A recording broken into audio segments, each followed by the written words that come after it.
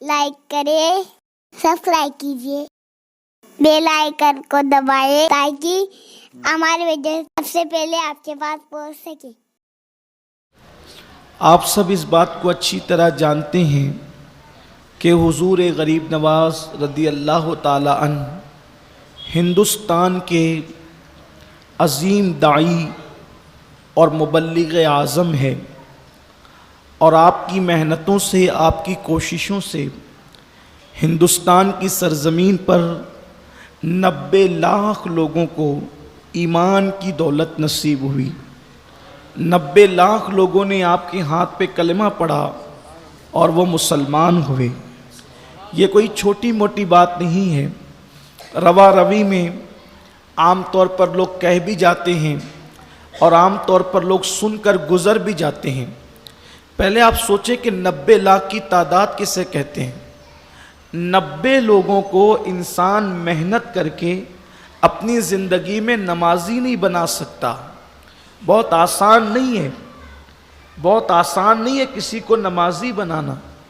90 لاکھ لوگوں کو غریب نواز نے ایمان کی دولت عطا فرمائی، کفر سے، شرک سے چھڑا کر، کفر شرک سے دور کر کے ان کو توحید کا متوالا بنایا۔ آخر کیا چیز تھی؟ کون سی چیز تھی؟ سرکار غریب نواز میں کون سی خصوصیت تھی جس کی وجہ سے ہندوستان کے لوگ آپ کے گرویدہ ہو گئے، آپ سے محبت کرنے لگے، آپ سے پیار کرنے لگے اور آپ کے ہاتھ پہ کلمہ پڑھ کے مسلمان ہونے لگے؟ تو سرکار غریب نواز کی زندگی میں وہ ایک خصوصی جوہر تھا جو انہوں نے اپنے نانا جان صلی اللہ علیہ وآلہ وسلم کی سیرت طیبہ سے حاصل کیا تھا، اور وہ تھا انسانوں سے محبت، انسانوں سے پیار، انسانوں سے الفت۔ اللہ اکبر! آج ہم کثرت سجدہ کو ولایت کا ذریعہ سمجھتے ہیں، ہو بھی سکتا ہے۔ کثرت کے ساتھ تسبیح پڑھنے کو ہم سمجھتے ہیں کہ ان سے آدمی ولی بنتا ہے، کثرت کے ساتھ روزے رکھنے کو ہم سمجھتے ہیں اس سے انسان ولی بنتا ہے۔ یہ راستے ہو سکتے ہیں، لیکن سرکار غریب نواز رضی اللہ تبارک و تعالیٰ کی جو فکر تھی، دیکھیے ولی کہتے ہیں اس کو جو اللہ کا قریبی ہو جائے۔ ولی کا مطلب اللہ کا قریبی۔ اللہ سب سے قریب ہے، اللہ سب سے قریب ہے۔ اللہ فرماتا ہے ہوا معکم اینما کنتم، تم جہاں کہیں ہو اللہ تمہارے ساتھ ہے۔ اللہ تعالیٰ ارشاد فرماتا ہے وَإِذَا سَأَلَكَ عِبَادِي عَنِّي فَإِنِّي قَرِيب، اے میرے محبوب جب میرے بندے میرے متعلق تم سے سوال کریں کہ اللہ کہاں ہے تو آپ جواب دیجئے فَإِنِّي قَرِيب، کہ اللہ تمہارے قریب ہے۔ اللہ سب کے قریب ہے، اللہ مومنوں کے بھی قریب ہے، اللہ کافروں کے بھی قریب ہے، اللہ مسلمانوں کے بھی قریب ہے، اللہ غیر مسلموں کے بھی قریب ہے، اللہ نمازیوں کی بھی قریب ہے، اللہ بے نمازیوں کی بھی قریب ہے۔ ارشاد فرماتا ہے کتنے قریب ہے؟ ارشاد فرماتا ہے نحن اقرب الیہ من حبل الورید، اللہ تمہاری شہرک سے زیادہ قریب ہے، وہ سب کے قریب ہے، کسی سے وہ دور نہیں ہے۔ اللہ سب کے قریب ہے لیکن سب اللہ کے قریب نہیں ہے۔ اللہ سب کے قریب ہے مگر سب اللہ کے قریب نہیں ہے، اور جو اللہ کے قریب پہنچ جائے وہ ولی ہو جاتا ہے۔ جو اللہ کے قریب پہنچ جائے وہ ولی ہو جاتا ہے۔ اللہ کے قریب پہنچنے کا اب آپ کی توجہ چاہتا ہوں، ولی بننا آسان ہے، بہت آسان۔ مشکل اتنا ہے کہ کوئی نہ بن سکے، اور آسان اتنا ہے کہ ہر کوئی بن جائے۔ یہی اصل بات ہے۔ اللہ کے قریب ہونے کا نام ولایت، اسی لیے ولی کہتے ہیں قریب کو۔ ایک معنی ولی کا قریب بھی ہے۔ اللہ تک جو پہنچا وہ ولی ہوا، تو پہنچنے کے لیے کہیں راستہ تو چاہیے۔ جیسے میں یہاں تک آیا، جامع مسجد یا رسول اللہ میں مغرب کی نماز پڑھی، اس کے بعد یہاں آئے، راستے سے چل کر ہی تو آئے۔ آپ بھی آئے ہوں گے راستے سے چل کر کے آئے، یہاں سے جائیں گے راستے سے چل کر جائیں گے۔ منزل تک پہنچنے کے لیے راستہ چاہیے۔ منزل تک پہنچنے کے لیے راستہ چاہیے، تو اللہ تک بھی پہنچنے تو راستہ کہاں ہے؟ اللہ تک پہنچنے کا راستہ کیا ہے اور کہاں ہے؟ سرکار غریب نواز فرماتے بہت خوبصورت بات ہے، اللہ تک پہنچنے کا راستہ کدھر ہے؟ حضور غریب نواز فرماتے ہیں اللہ تک پہنچنے کا جو راستہ ہے وہ انسانوں کے دل سے ہو کے گزرتا ہے۔ اللہ تک پہنچنے کا راستہ انسانوں کے دل سے ہو کر کے گزرتا ہے۔ اب پتہ چلا کہ جب تک تم انسانوں کے دل کو خوش نہیں کرو گے اس وقت تک تم اللہ کے قریب نہیں پہنچ سکتے۔ اللہ کے قریب پہنچنا ہے، اللہ کے قریب پہنچنا ہے، انسانوں کے دل کو خوش کرو۔ جب تم انسانوں کے دل کو خوش کرو گے تو اللہ تک پہنچو گے۔ غریب نواز نے یہی کیا، شروع سے لے کر پہلے دن سے لے کر وصال تک وہ اللہ کے بندوں کو خوش کرتے رہے۔ آئیے ان کی زندگی کو دیکھتے ہیں۔ بچپنا ہے، بچپنے میں چھوٹی سی عمر ہے سرکار غریب نواز کی۔ آج ہم صرف نماز پڑھنا چاہتے ہیں بس، اور سوچتے ہیں کہ نماز پڑھ کے ہی صرف جنت مل جائے گی۔ دیکھو نماز افضل العبادات ہیں، اس کا انکار نہیں، نماز دین کا ستون ہے، اس کا انکار نہیں۔ نماز پڑھ کے جنت ملے گی لیکن نماز قبول بھی تو ہو۔ آپ کے دل میں اگر انسانوں کے لیے کینہ موجود ہے، نفرت موجود ہے، تو آپ کا سجدہ آپ کے سر کے اوپر بھی نہیں جاتا۔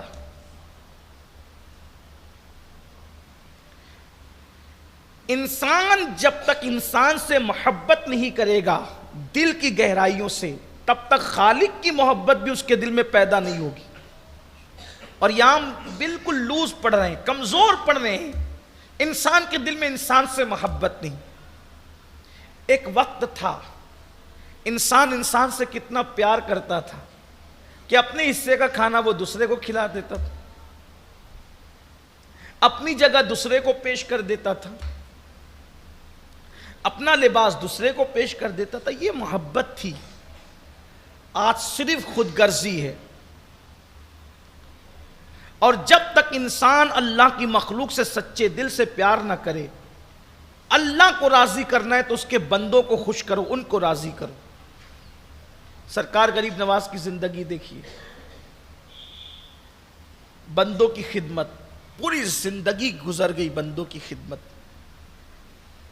آپ کی امی جان فرماتی ہیں کہ جب وہ میرا دودھ پی رہے ہوتے اور غریب عورتیں اپنے بچوں کو لے کر آتی، بھوک کی وجہ سے وہ بچے روتے، تو آپ دودھ چھوڑ دیتے اور ان بچوں کی طرف اشارہ کرتے، گویا کہ زبان حال سے یہ کہہ رہے ہوں امی میرے حصے کا ان غریبوں کو پلا دو۔ یہ بچپنے سے ذہن ہے، ماں کی گود میں یہ فکر ہے۔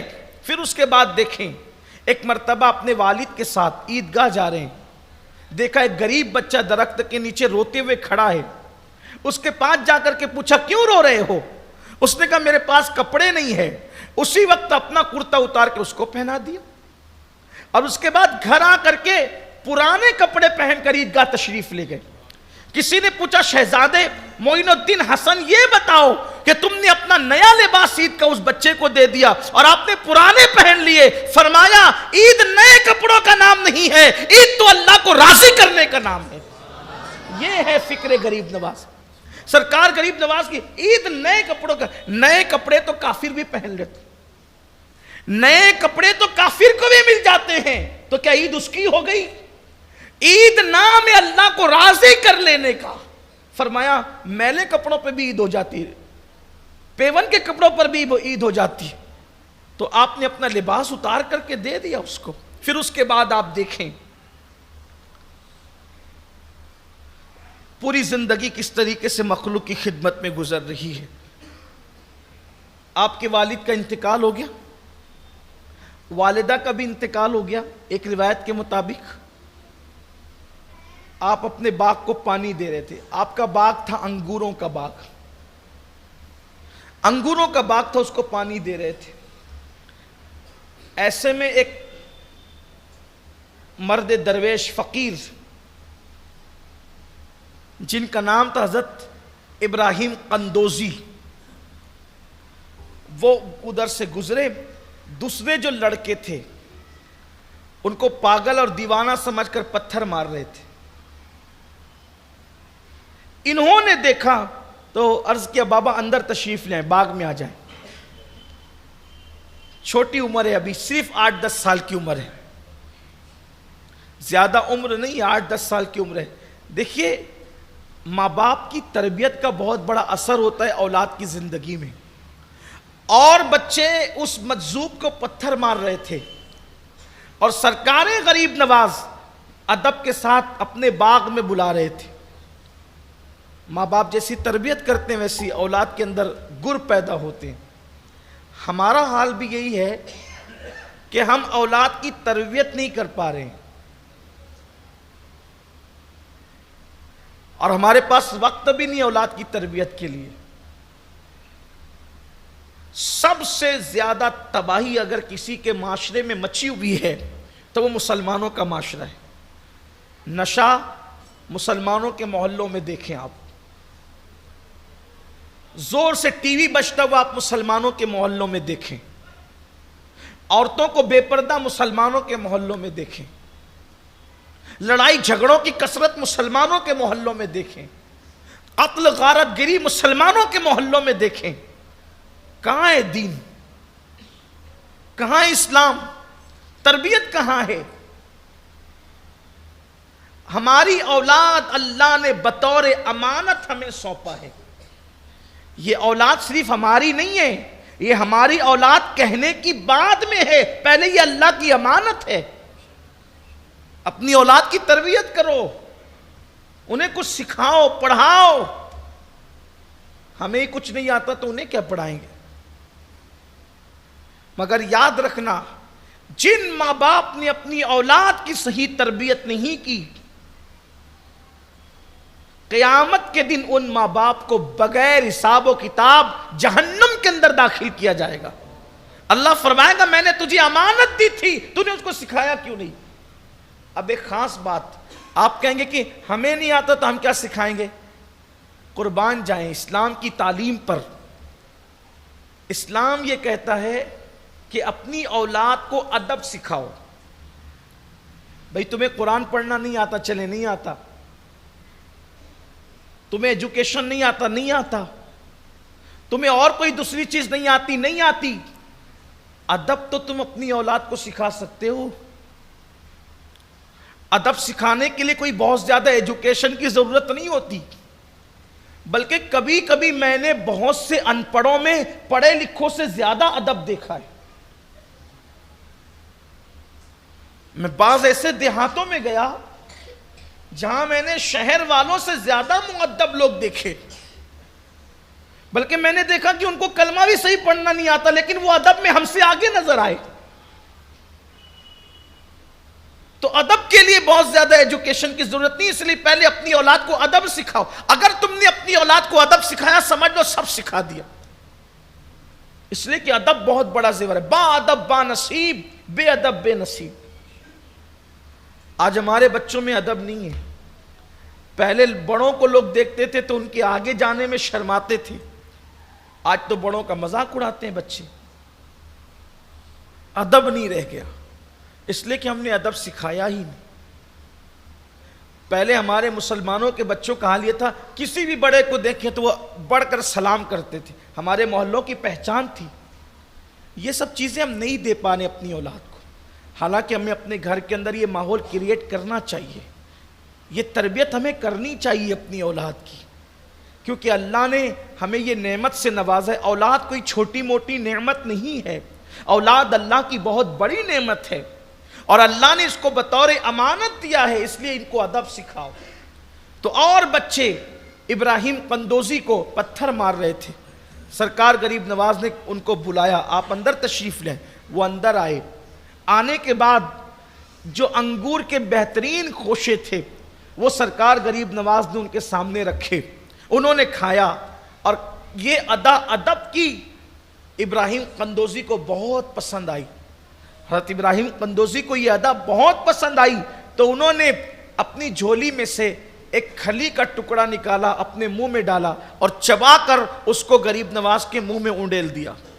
حضور غریب نواز فرماتے ہیں وہ کھلی جو چبا کر انہوں نے میرے منہ میں ڈالی، اس کا اثر یہ ہوا کہ میری نگاہوں کے سامنے سے سارے حجابات اٹھ گئے اور دل کے اندر دنیا کی نفرت پیدا ہو گئی اور اللہ کی محبت پیدا ہو گئی، اللہ سے پیار پیدا ہو گیا، اب کہیں دل نہیں لگتا تھا۔ اور وہی فقیر ابراہیم قندوزی کے وہ کھلی کے ٹکڑے کھلانے نے مجھے اللہ کی لو لگا دی، مجھے اللہ کے قریب کر دیا۔ سرکار غریب نواز دیکھو یہاں بھی خدمت کی، بچپنے میں آپ نے سنا انداز کیا تھا، اس کے بعد انسان کی حیثیت سے ابراہیم قندوزی کی خدمت، اس کے بعد پھر دیکھیں ہندوستان میں جب آپ تشریف لائے، ہندوستان جب آئے تو ہندوستان میں ماحول تھا اونچ نیچ کا ماحول، یہ نیچ ذات کے لوگ ہیں، یہ اونچی ذات کے لوگ ہیں، اس طریقے سے فرق تھا یہاں۔ جو لوگ نچلی ذات کے تھے وہ اونچی ذات کے لوگوں کی عبادت خانے میں جا بھی نہیں سکتے تھے، جو نچلی ذات کے لوگ تھے وہ اونچی ذات کے لوگوں کے کنویں پر پانی بھرنے کے لیے جا بھی نہیں سکتے تھے، ان کی پیٹھ پر باردان باندھا جاتا تھا تاکہ وہ چلیں تو رستے سے ان کے پیروں کا نشان بھی مٹ جائے۔ اس طرح اونچ اور نیچ کے اندر فرق تھا، اتنی جو ہے وہ بانٹ دیا گیا تھا، انسانوں کو خانوں کے اندر تقسیم کر دیا گیا تھا۔ حضور غریب نواز ہندوستان میں تشریف لائے اور آپ نے نعرہ دیا نہ کوئی اونچا ہے نہ کوئی نیچا ہے، تم سب آدم کی اولاد ہو اور تم کلمہ پڑھ کے مسلمان ہو جاؤ تو میں تمہیں سب کو ایک صف میں کھڑا کر دوں گا۔ برسوں سے انسانیت پہ ظلم ہو رہا تھا، سرکار غریب نواز نے سسکتی ہوئی اس انسانیت کو ہندوستان کی سرزمین پر نئی جان عطا فرمائی۔ تصور دیا سب اللہ کے بندے ہیں، کسی کو کسی پر فضیلت نہیں ہے سوائے تقوی کے، آپ نے یہ فرق مٹانے کی کوشش کی۔ کمنٹ شیئر ضرور کریے۔